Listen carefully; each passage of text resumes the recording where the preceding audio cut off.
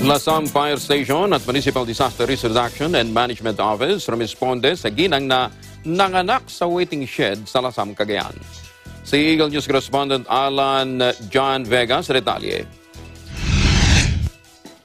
Rumesponde ang BFP Lasam Fire Station at MDRRMO Lasam sa isang ginang na nanganak sa waiting shed ng Barangay Sentro 2 malapit sa National Highway.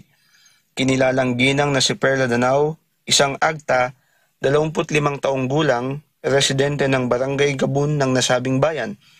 Ayon sa panayam, naglalakad pauwi na si Ginang Ganaw galing sa pamilyang bayan nang makaranas ito ng abdominal cramping.